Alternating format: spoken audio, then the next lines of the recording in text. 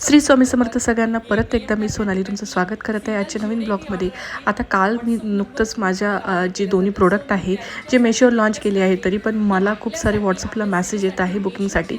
So त्यासाठी एक update म्हणून एक व्हिडिओ मी तयार केला। सो हा व्हिडिओ मी इंस्टाग्राम आणि व्हिडिओ आणि जिथे माझे सोशल मीडियाचे अकाउंट आहे तिथे सगळीकडे पोस्ट केलं। सो याचं थोडंसं शूटिंग करायचं होतं, ते शूट मी केलं आणि त्यानंतर बाकीची कामं होती तेही आवरून घेतली। सकाळची वेळ होती त्यामुळे नेहमीप्रमाणे मी जिमला गेले। आता जिमला तिथे एक मला मेन म्हणजे माझी पोटाची चरबी भयानक पद्धतीने वाढली आहे। सगळ्यात मोठं माझं पहिलं टार्गेट होतं की चरबी कमी करणे, पण ते म्हणताना स्टेप बाय स्टेपच सगळ्या गोष्टी असतात। सो त्या फॉलो करणं फार गरजेचं असतं। सो त्या हिशोबानेच मी जिमच्या एक ट्रेनर जे सांगतील त्याप्रमाणेच मी करत होते, कारण की काही गोष्टी आपल्याला माहीत नसतात। आपण कोणत्या प्रकारचे जिम लगेच करू शकत नाही किंवा कोणत्या प्रकारचे इन्स्ट्रुमेंट हातात घेऊन आपला वेट लॉस लवकरात लवकर कसा कमी होईल याचा आपण खरंच अजम्पशन लावू शकत नाही। तर कोणती गोष्ट करताना तिथल्या ट्रेनरला विचारूनच करा, नाही तर शरीरावर त्याचा वाईट परिणामही होतं। हार्ट अटॅक असे तुम्हाला काही प्रकार ऐकायला येतात की जिम असून सुद्धा हार्ट अटॅक होतात, तर ते त्यातलेही काही प्रकार असतात।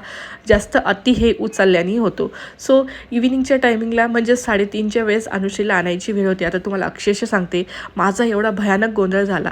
तुम्ही बघत आहात, मी गाऊनवर खाली स्कर्ट आणि जॅकेट टाकून तिला आणायला गेले। म्हणजे टाईम मॅनेजमेंट इतका भयानक बिझी झाला आहे ना की माझ्याकडे फक्त 5 मिनटं होते। मीटिंग कशी बशी खाली मी हेडफोन खाली ठेवले, पळत सुटले तिला आणायला, कारण की तिला जर घेतलं नाही तर तिला परत स्कूलचे लोक तिला स्कूलमध्ये घेऊन जातात। सो हे असं होतं। त्यानंतर इव्हिनिंगच्या टायमिंगला तिचा कराटे क्लास राहतो। सो कराटेचा क्लासचं तिचं जेवण खावण थोडीशी झोप होऊन 5:30 वाजता तिला कराटे क्लासला रेडी होतं।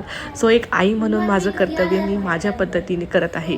भले कितीही व्याप असला तरी मला आई म्हणून त्यांच्यासमोर उभं राहणं हे गरजेचंच आहे, कारण की सध्या त्यांची ही डेव्हलपमेंट फार गरजेची असेल। त्यामुळे मी कोणत्याच गोष्टीला मला कॉम्प्रोमाइज झालं चालेल, पण माझ्या मुलांसाठी मी तटस्थ उभा राहते। खरंच ही अवस्था माझीच नाही तर तुमची सगळ्यांचीही असेल। सो अशा प्रकारचं माझी ही कसरत चालूच असते डेली लाईफची। भेटूया परत नवीन ब्लॉग सहित नवीन वेळेवर। फॉलो नसेल केलं तर नक्की करा। बाय।